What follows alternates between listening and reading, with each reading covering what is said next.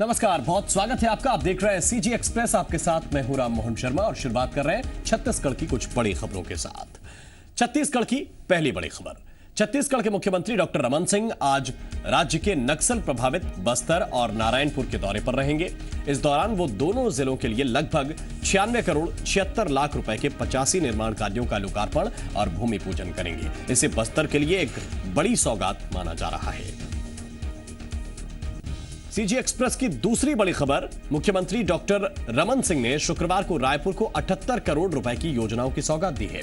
CM ने रायपुर से जगदलपुर के लिए बनाए गए कैनाल रोड बाईपास पर एक फ्लाईओवर का भूमि पूजन किया और गढ़ियारी के रामनगर स्थित रेलवे अंडर बाईपास का लोकार्पण भी किया।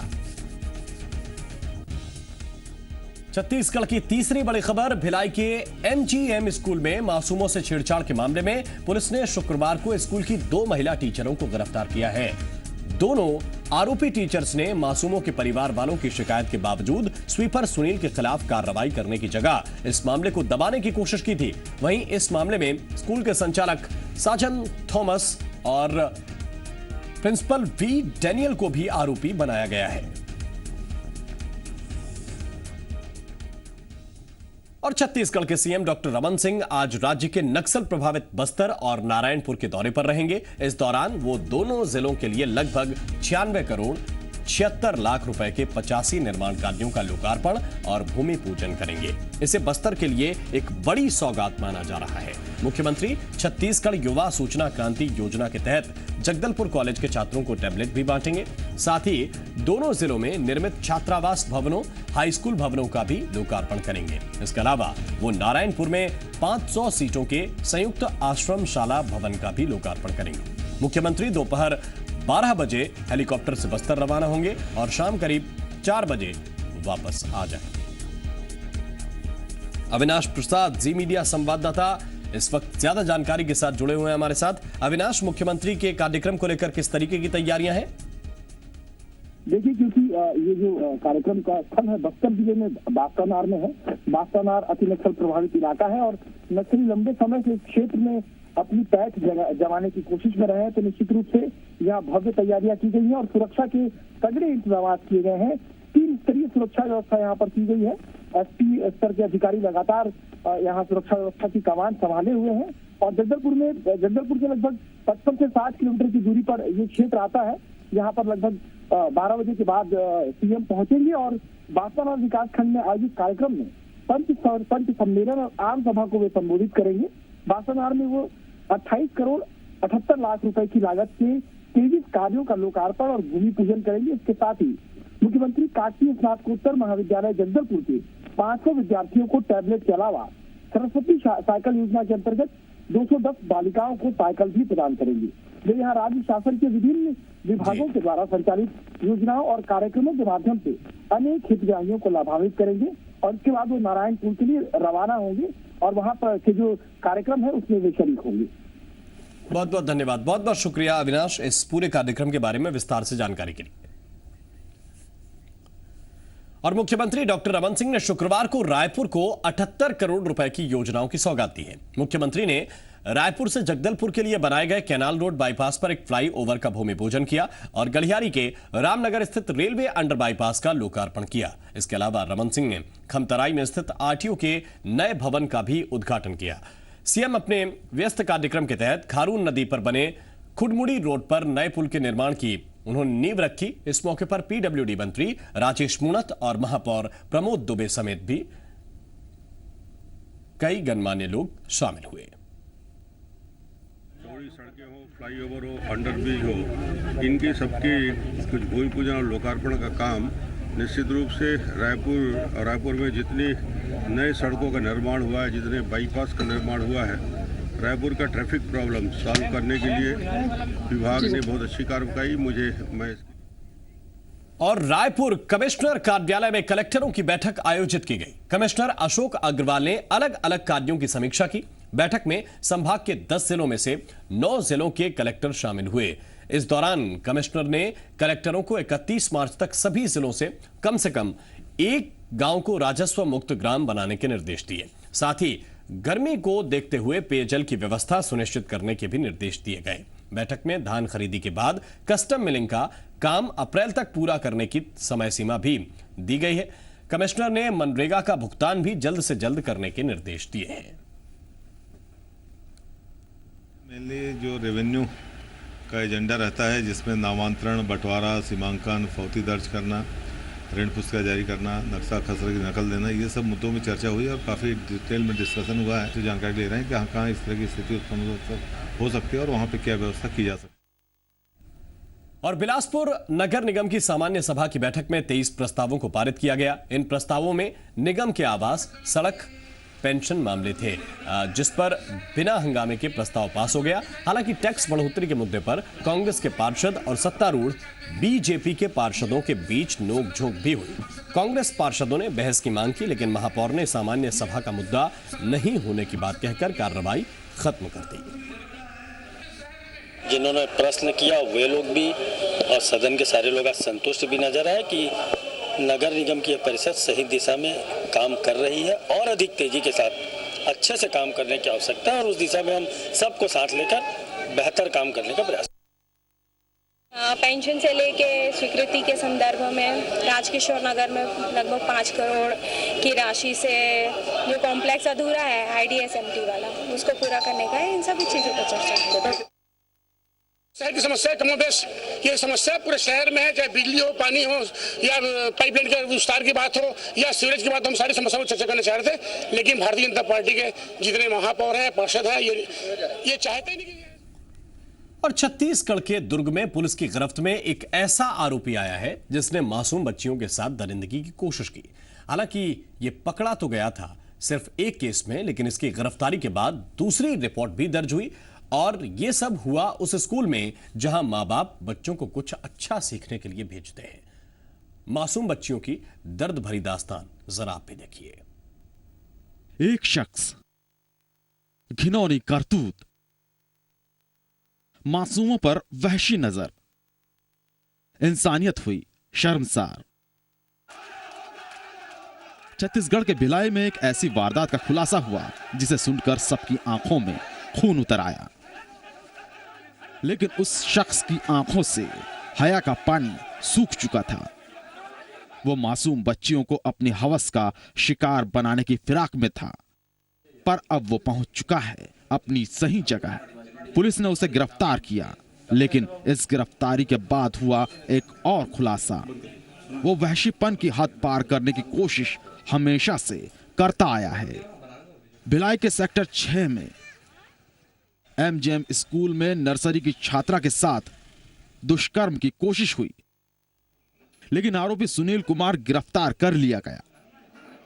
मासूमों के लिए हैवानियत का खेल रचने वाला शख्स कानून के शिकंजे में है, लेकिन इसी दौरान एक और रिपोर्ट दर्ज हुई और वहां मौजूद हर कोई सन्न रह गया।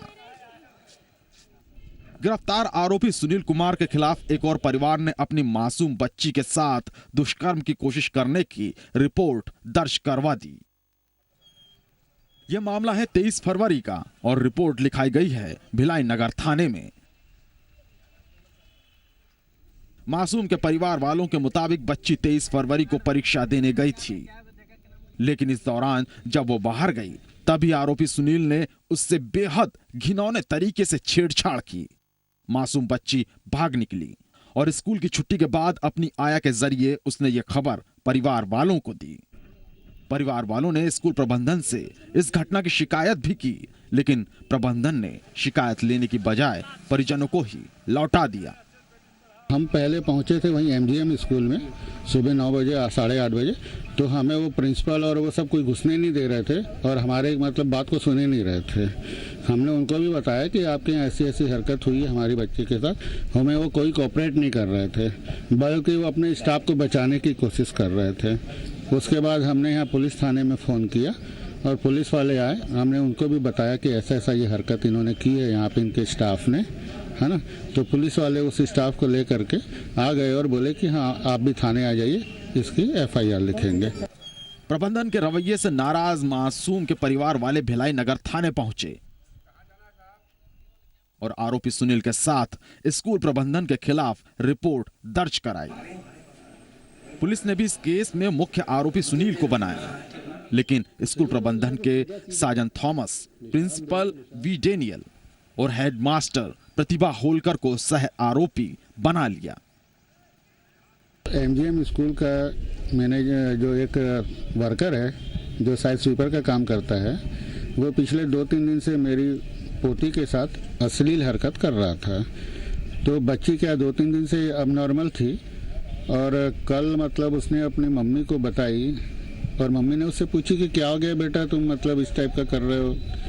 तो उसने बोली कि मम्मी कोई अंकल हैं वहाँ पे जो मेरे साथ ऐसा ऐसा कर रहे हैं।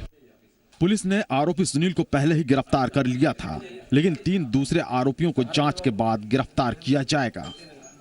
दरअसल सुनील के खिलाफ पहले ही 4 साल की बच्ची के साथ दुष्कर्म की कोशिश करने का केस दर्ज किया गया है। इस केस में अभी गुस्सा कम भी नहीं हुआ कि एक और रिपोर्ट दर्ज हो गई। निश्चित रूप से अटेम्प्ट टू रेप का एक घटना आया है, जिसमें एक व्यक्ति के द्वारा वहाँ पर स्टाफ है जो एमजीएम स्कूल का, उसके द्वारा घटित करना बच्ची के द्वारा बताया गया है। तत्काल पुलिस के द्वारा उसमें एफआईआर लेते हुए आरोपी जो है सुनील, उसकी गिरफ्तारी की गई है। सर, स्कूल प्रबंधन की तरफ से भी कोई गलती है ये ऐसी? निश्चित रूप से प्रबंधन की गलती इसमें देखी जाएगी और मैं तो यही प्रबंधन नहीं, बाकी सभी स्कूलों के प्रबंधन से मैं यह आशा करता हूँ और अनुरोध करता हूँ और उनको आदेशित भी करता हूँ कि जो उनका स्टाफ है और स्वयं जितने प्रबंधन की समिति हैं वो स्वयं भी ये देखें कि उनके स्टाफ का व्यवहार कैसा है। इस देश में बच्चियों को देवी का रूप मानकर पूजा की जाती है, लक्ष्मी का रूप मानकर उनके पैर छुए जाते हैं, लेकिन इंसानियत को शर्मसार कर देने वाली ऐसी घटनाएं देश की संस्कृति को भी तार तार कर देती हैं। भिलाई में हुई वारदात इंसानियत के नाम पर कलंक से ज्यादा हैवानियत का खेल है। बहरहाल आरोपी पुलिस की गिरफ्त में है, लेकिन ये हैवान मासूमों को निशाना बनाना कब छोड़ेंगे? आखिर ये देश कैसे अपनी संस्कृति की दुहाई देगा? विजय ठाकुर, जी मीडिया, दुर्ग। तो भिलाई के एमजीएम स्कूल में मासूमों से छेड़छाड़ के मामले में पुलिस ने शुक्रवार को स्कूल की 2 महिला टीचरों को गिरफ्तार कर लिया। इन दोनों आरोपी टीचर्स ने मासूमों के परिवार वालों की शिकायत के बावजूद स्वीपर सुनील के खिलाफ कार्रवाई करने की जगह इस मामले को दबाने की कोशिश की थी। वहीं इस मामले में स्कूल के संचालक साजन थॉमस और प्रिंसिपल वी डेनियल को भी आरोपी बनाया गया है। इन दोनों के खिलाफ पुलिस की जांच चल रही है और जांच पूरी होने के बाद इन दोनों पर भी कार्रवाई की जा सकती है। इस मामले में मुख्य आरोपी सुनील राव को गुरुवार को ही पुलिस ने गिरफ्तार कर लिया था। वहीं बच्चियों से छेड़खानी के अब तक कुल 4 मामले दर्ज हो चुके हैं। 4 मामले सामने आए हैं, 4 में अपराध दर्ज किया गया है और कल ही तत्काल इसमें आरोपी की गिरफ्तारी हो चुकी है और बाद में जो 2 टीचर हैं जिन पर इसमें जिम्मेदारी आई है उनकी भी आज गिरफ्तारी की गई है। इनके ऊपर ये आरोप है कि ये गए थे और उसके बाद इन्होंने उस बात को सुना नहीं और उसको नकारे हैं, जिस पर से इनकी विरुद्ध कार्रवाई की। और भिलाई के एमजीएम स्कूल में छात्रों के साथ हुई ज्यादती को लेकर आम लोगों में भी गुस्सा है। एफआईआर दर्ज होने के कई घंटों बाद भी स्कूल मैनेजमेंट के लोगों को अब तक गिरफ्तार नहीं किया गया है। इस स्कूल में पढ़ने वाले पीड़ितों के परिवार वालों ने भी दर्जन भर संगठनों के साथ धरना प्रदर्शन किया।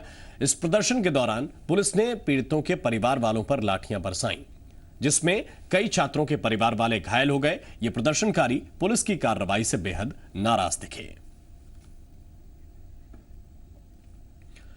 और भिलाई के स्कूल में छात्रों के साथ हुई छेड़छाड़ मामले में कांग्रेस का कहना है कि इस पूरे मामले की जांच होनी चाहिए। यदि बच्चे इन जगहों पे निशाना बन रहे हैं तो ये सीधे सीधे उन स्कूलों या छात्रावासों की व्यवस्था देख रहे सरकारी अधिकारियों या प्रबंधन की जवाबदारी है कि ऐसी घटनाएं न हों। और भिलाई के स्मृति नगर के पास 2 युवतियों से हुई छेड़छाड़ के मामले में पुलिस ने 2 युवकों को गिरफ्तार किया है। पकड़े गए युवकों में एक सीएएफ का जवान है जबकि दूसरा इंजीनियरिंग का छात्र है। राहुल यादव और अभिषेक ओझा पर कुछ दिन पहले 2 युवतियों ने छेड़छाड़ और अश्लील हरकत की शिकायत सुपेला थाने में दर्ज करवाई थी, लेकिन कार्रवाई आगे नहीं बढ़ पा रही थी, जिसके बाद युवतियों ने एसपी से मामले में गुहार लगाई, जिस पर तत्काल कार्रवाई करते हुए छत्तीसगढ़ आर्म फोर्स के जवान राहुल यादव और इंजीनियर अभिषेक ओझा को पकड़ लिया गया है। फिलहाल पुलिस दोनों के खिलाफ आगे की कार्रवाई कर रही है। रायपुर में अनूपचंद तिलोकचंद ज्वेलर्स पर शुक्रवार को आयकर विभाग की टीम ने छापा मारा। 5 मेंबरों की इस टीम ने ज्वेलर्स के शोरूम में छापा मारकर कई दस्तावेज बरामद किए। अब इन दस्तावेजों की पड़ताल की जा रही है। इस छापे के बारे में इससे ज्यादा जानकारी तो नहीं मिल पाई है, लेकिन आईटी के इस छापे के बाद कारोबारियों में हड़कंप मचा हुआ है। राजधानी रायपुर के सदर बाजार स्थित अनूपचंद तिलोकचंद ज्वेलर्स के यहाँ आईटी का छापा पड़ा है। आईटी के करीब 5 सदस्यीय टीम पुलिस जवानों के साथ यहाँ मौजूद है, जो तमाम दस्तावेज और कागजातों की चेकिंग कर रही है। इसमें वो दस्तावेज शामिल है जिसमें बाहर से माल खरीदा गया है और जो ग्राहकों को बेचा गया है। इसके अलावा जो कंपनी के जो व्यापारी हैं उनके जो कारोबारी के जो तमाम दस्तावेज हैं उनकी भी यहाँ पे जांच की जा रही है। आईटी को कई शिकायतें मिली थी कि खरीदी बिक्री में और जो आयकर है उसकी चोरी हुई है, आयकर के कई सारे पैसों का भुगतान नहीं किया गया। उस संबंध में जानकारी मिलने के बाद आईटी विभाग की टीम यहाँ पे पहुंची है और छापा किया जा रहा है। आपको बता दें कि राजधानी रायपुर में इससे पहले भी रूप माता बैंक में भी और इसके अलावा सदर बाजार स्थित नाहटा मार्केट के सिद्धि विनायक ज्वेलर्स में भी इसी तरीके का छापा पड़ा था। हालांकि आईटी विभाग के अधिकारियों ने अभी इस बारे में कोई जानकारी नहीं दी है, लेकिन तमाम पड़ताल और जांच के बाद ही इसका खुलासा हो पाएगा कि मामला क्या है और कितने की कर चोरी का यह खुलासा होगा। और बिलासपुर हाईकोर्ट बार एसोसिएशन ने हाईकोर्ट परिसर के बाहर धरना दिया। बार एसोसिएशन का यह धरना 10 दिन पहले हाईकोर्ट परिसर में हुए हादसे को लेकर था। हाईकोर्ट परिसर में निर्माणाधीन इमारत का हिस्सा गिरने से उसके मलबे में दबकर एक मजदूर की मौत हो गई थी। इस हादसे में 18 मजदूर घायल भी हुए थे, लेकिन इस हादसे के बाद अब तक कोई कार्रवाई नहीं हुई है। बार एसोसिएशन से जुड़े वकीलों का कहना है कि हाईकोर्ट की निगरानी समिति की तरफ से यह निर्माण कराया जा रहा था, बावजूद इसके इतना बड़ा हादसा कैसे हो गया। बार एसोसिएशन ने चकरभाठा थाने में इस हादसे को लेकर गैर इरादतन हत्या का मामला दर्ज करने का आवेदन दिया था। छत्तीसगढ़ में चिटफंड कंपनियों के खिलाफ कार्रवाई में देरी पर लोगों का विरोध प्रदर्शन और धरना जारी है। रायपुर के बूढ़ापारा तालाब पर भूख हड़ताल के 26वें दिन लोगों ने कंपनियों के खिलाफ तत्काल कार्रवाई की मांग की। दरअसल छत्तीसगढ़ में कई चिटफंड कंपनियां हजारों लोगों से दोगुने पैसे के नाम पर करोड़ों रुपए की ठगी करके फरार हो गई हैं। निवेशकों ने सरकार पर आरोप लगाया है कि कार्रवाई नहीं होने से कंपनी चलाने वालों का मनोबल बढ़ता जा रहा है। प्रदर्शनकारियों ने जल्द कार्रवाई नहीं होने पर उग्र आंदोलन की चेतावनी दी है।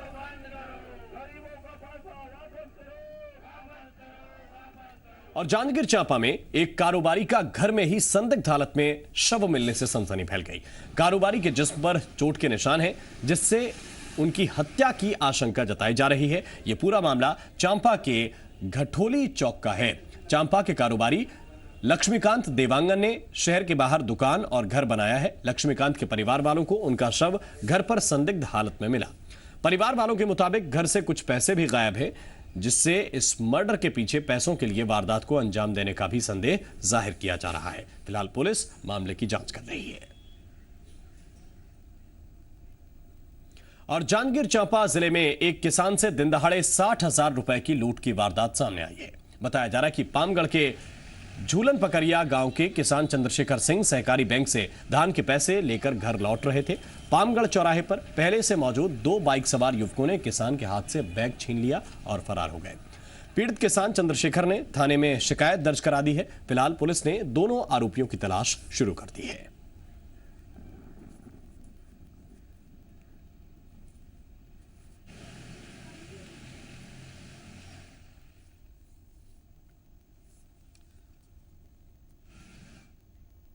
और इसी के साथ सीजी एक्सप्रेस में बस इतना।